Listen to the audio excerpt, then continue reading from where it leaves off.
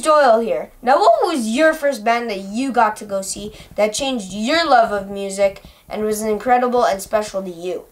Well, 40 years later, it might be the same band as me. And I got to go see Godovitz and Goddo at Niagara Falls for their last tour. And after that, I got to have a special fireside chat with Godovitz.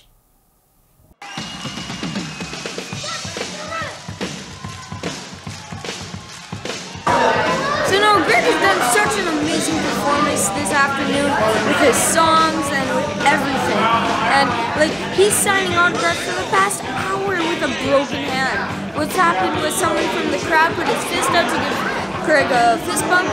Greg put his fist out, but then the guy from the crowd whammed him in the fist. And then Greg really broke his hand and his pinky finger, and it really hurt him a lot. And so right now he's still giving autographs, and that just goes to show how much of a trooper he is. And I'm really impressed with how he's done this afternoon. Now that's rock and roll.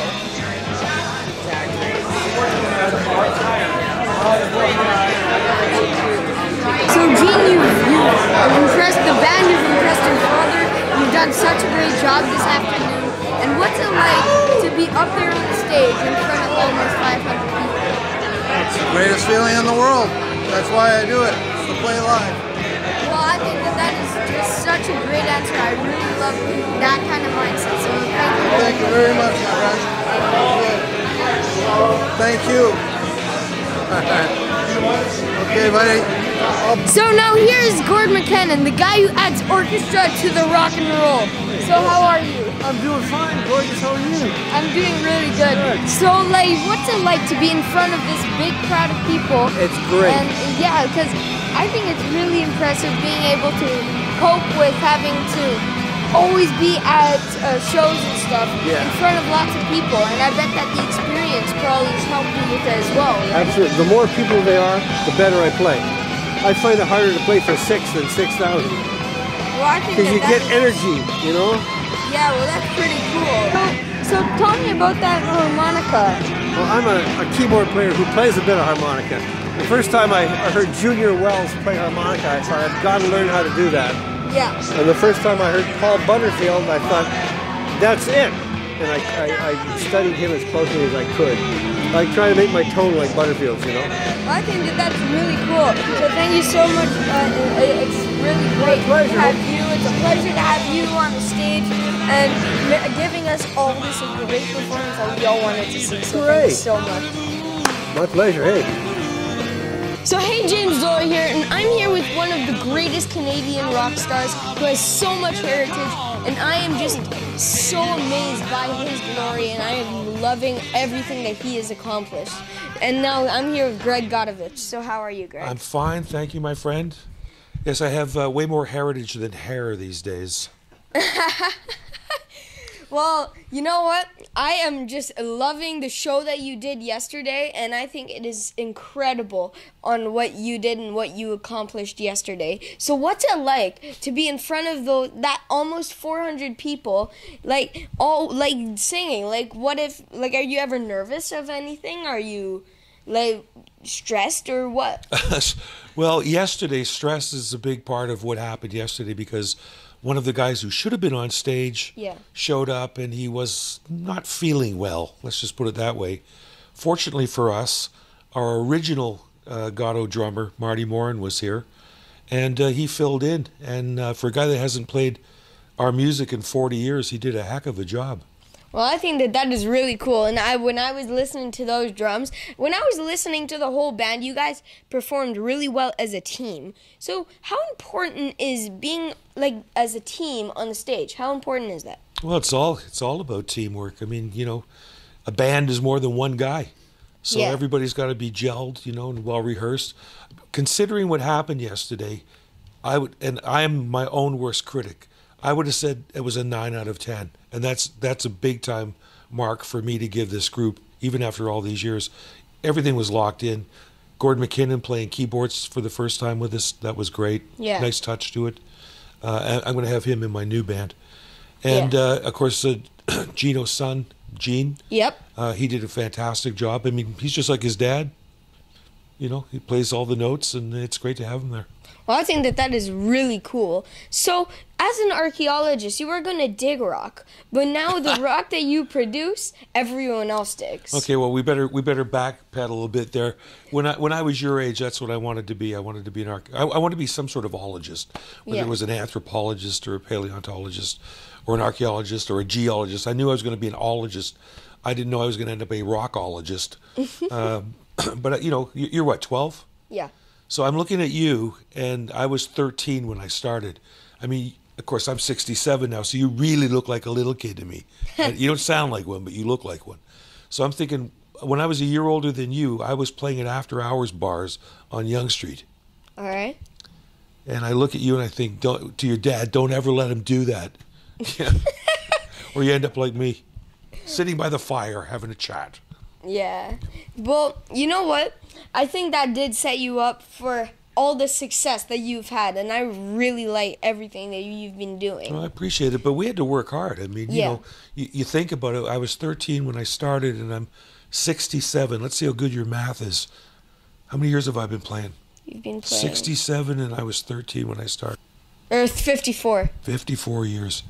I mean, that's the part of this whole thing that kills me, is that, and I know I sound pretty raspy today because I didn't get much sleep, but, you know, I can still sing okay. I still have energy.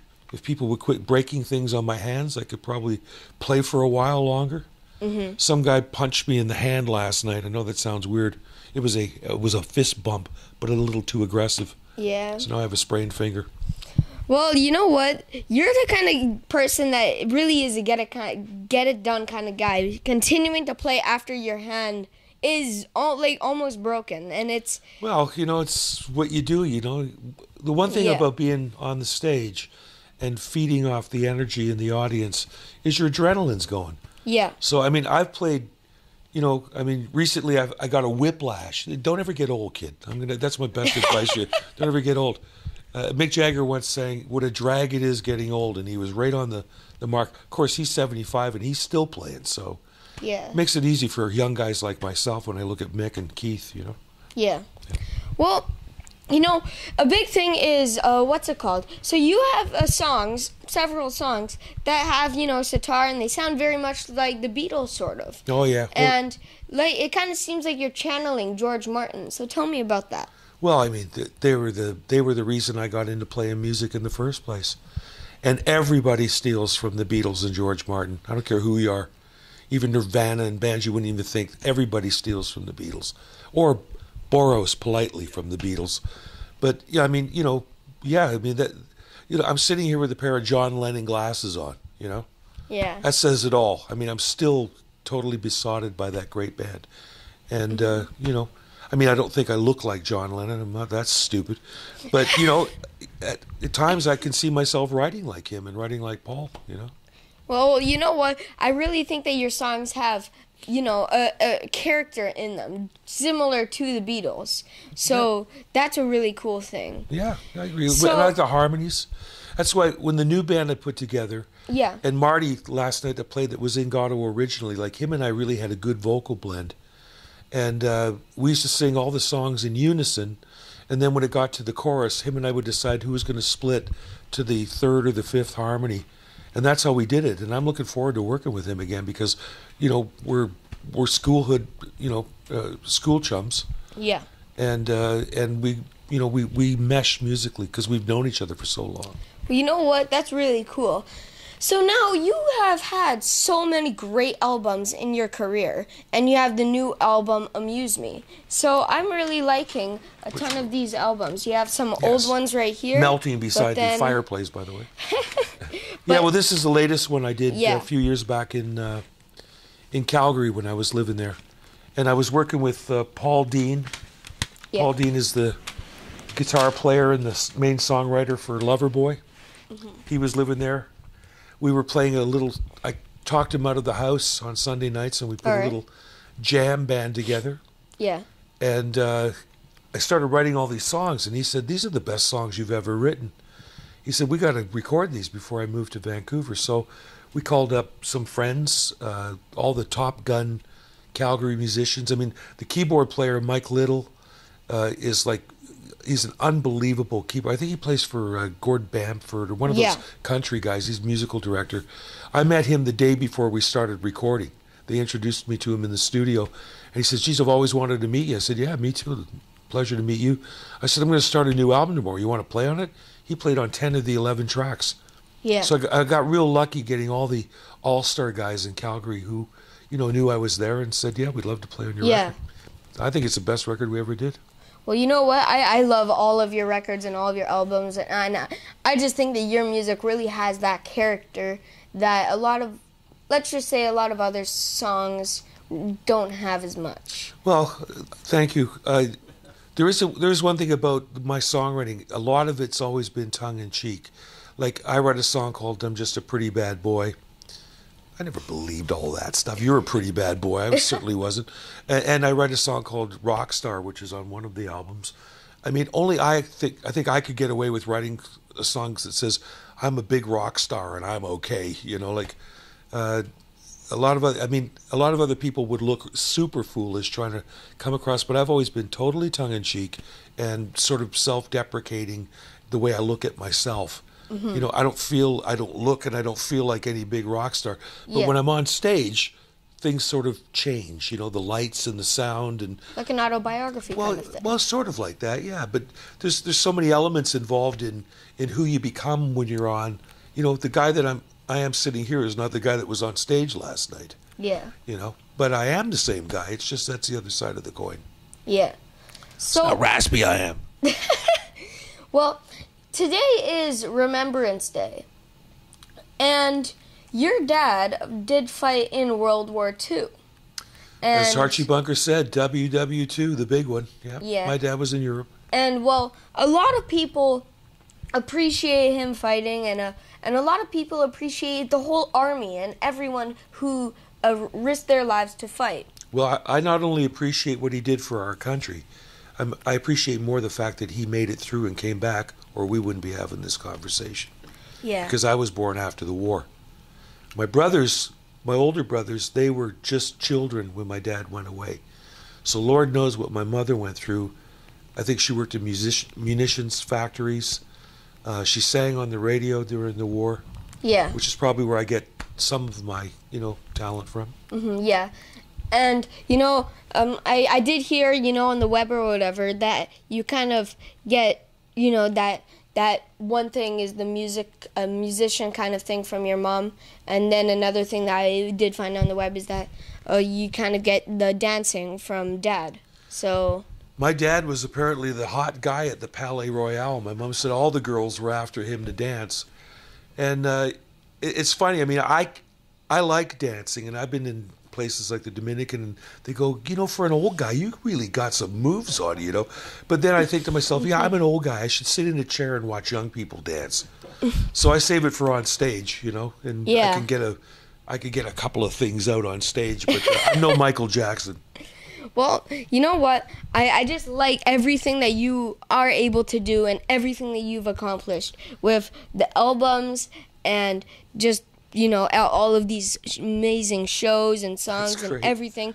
And I think that everything that you do really is incredible. Well, I appreciate that. Are you a musician? I actually did do a few covers on YouTube of some songs. No, I didn't play any guitar, but we did use other guitarists or whatever, so yeah, but... Well, you sure look like a rock star. You better get your old man to get you a guitar for Christmas. Yeah. Yeah.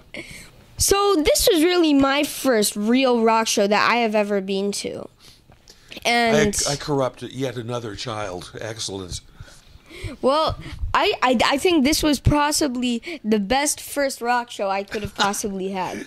And the only one as well. But, it's funny because my granddaughter Mackenzie was there last night too. And it was her first big rock show too. Yeah. So, afterwards we actually sat up here. I said to my son last night, because Mackenzie was sitting there playing my guitar, writing songs in her own little way. And I said to my son, if somebody had told me 50 years ago that I would be sitting in a hotel room after a concert with not only a son, but a granddaughter as well, I would have said, sure I would. But there I was. So It was good, Yeah.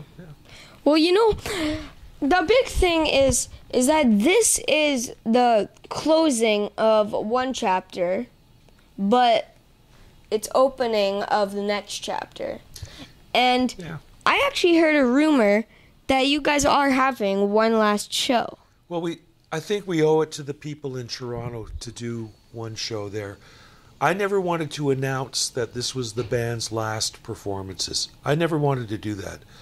People that behind the scenes, some of the promoters, some other people said, you know, basically they told people that so they could make more money. I didn't make any more money because of it. Yeah. I mean, if I'm going to go out and, you know, and I want to line my pockets, I'm going to do a whole tour like that. Mm-hmm. But one of the original guys is gone, never to come back.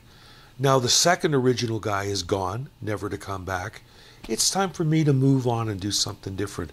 You know, we've been in each other's back pockets for over 40 years. It's like it lasted longer than any of our marriages. You know, and it's time for a divorce. You know, it's time to start life anew. And I've got, you know, I want to play the songs on Amuse Me. Yeah. I've got 11 songs on there that I feel real strong about. I want to start with those songs, learn the whole album, introduce it, because that album was never even released to the public. And it's such a good album, I want it out there. And then there's obviously certain Goddo songs I can't get away from. Mm-hmm. Keep It Under My Hat. I've got to do that. Sweet Thing, probably. Maybe Pretty Bad Boy. There's a few of them. So now, with your new album, Amuse Me. Yes. These are the kind of songs that are generally for the older kind of crowd. But I'm 12 and I really do get them. And yeah, you're not like a normal 12-year-old, though. I mean, let's establish that. You're sort of like a different kind of 12-year-old. Yeah, but you know, I really do like all these songs that you have here, and I do get what these are, and you know, these are a lot better than, you know, the songs that are produced now. These have that classic meaning, but even though they were still written recently, they still have the character of, you know, an 80s songwriter. But the one thing goes back to what we were talking about earlier. 80s songwriter with 60s influences. Yeah. So the electric sitars on here and the backwards drums and backwards lead guitars, it's all George Martin stuff again, you know? Yeah. But we borrow with respect. Yes. I'm sure every time Paul McCartney hears a song on the radio, he goes, "Oh, that's John." You know, yeah. "Oh, that's me." You know, I mean, they're the most influential band in history. Yeah, like just picking a random song like "I Ain't Your Jesus." I was listening to that one and I really liked it. And me and my dad were both listening to it in our hotel room and we're thinking, "That's a good song." And yeah, people seem to like that one. Yeah, and they wouldn't keep their mouths quiet last night when I tried to play it for the first time, but they're entitled to do it. They pay their money. They can do what they want. But lately I've been doing some storyteller shows, which is just an acoustic guitar and my big mouth and my songs. And I really enjoy that because they're in venues where people actually sit and listen, and I tell them the story behind the song and then sing it, get a couple of jokes out. I like that. So now, when you were on the stage, right, somebody put their fist out, and then for a fist bump, when you put your fist out, they hit your fist really hard. They did, yeah. They sort of, I don't know if it's dislocated or if I thought it was broken, but you can see it's all bruised. And I was pretty mad about it because, you know, this is how I make my living. Yeah. You know, and I don't like to shake hands with people anymore because, you know, they squeeze and they don't know what they're doing. They're excited, you know, and I can't blame them for that. Yeah. And, not that it's exciting to meet me, but, you know, I can't blame them for in their enthusiasm, you know, they want to grab you and stuff like that. Yeah, and they were, you know, continuing with... But, you know, a bump is a bump. It's not somebody, you know, I mean, I'm glad he didn't punch me in the face. I mean, he didn't mean me any harm. But as it turned out, you know, I'm going to need a few weeks now to get it back in shape. But, you know, it is what it is. It's part of the game. But you were still for an hour after the show signing autographs. And that just goes to show how much of a trooper you really are. And I'm really liking that. And I think that's really cool. There's a life lesson for you to take through. You know, I mean, you do what you do. You know, these people, if it wasn't for them, I wouldn't have had the wonderful career that I've had. You know, and basically all an entertainer owes an audience is to do a good show. Yeah. But meeting, you know, it's our last time we're going to be down here, and I do it anyway. Spend an hour and talk to people. It means a lot, you know, to them when they say, hey, do you remember like 25 years ago you did this? And I've learned how to just nod and agree with them. Yeah. Because I don't remember what I did 25 days ago, let alone 25 years ago. You know what I mean? So James. Oh, look at this. Well, Greg, I got a gift for you, and it's only rock and roll. Holy smokes, you got your own brand label. James. Well, thank you very much. Look at this. Oh, yes. Yeah, and I'm not already an alcoholic enough. Yeah, like I made the alcohol. I also made the packaging, and I made. I can see your name on it. I made the really good quality packaging. James on. Yeah. So when you went into the liquor store to buy this, did they ask you for your ID? I don't need an ID. Oh, yeah, I'm sure you don't. They knew who you were, right? So he's with the band, right? Very well. Thank you very much. I mean, I accept, and Christmas time we'll definitely open up this. And this is a very good Irish whiskey. And Fireside Chat has been brought to you by Jameson Irish Whiskey. Whiskey of rock stars everywhere. Well, I think that this has been so great, and thank you so much. Thank you, my friend. And Gently. And it's been so good, so thank you so much, Greg. And I just love this time, and I love everything you've been doing, and I think it's been so good, so thank you so much, Greg. Thanks, everybody. Thank you.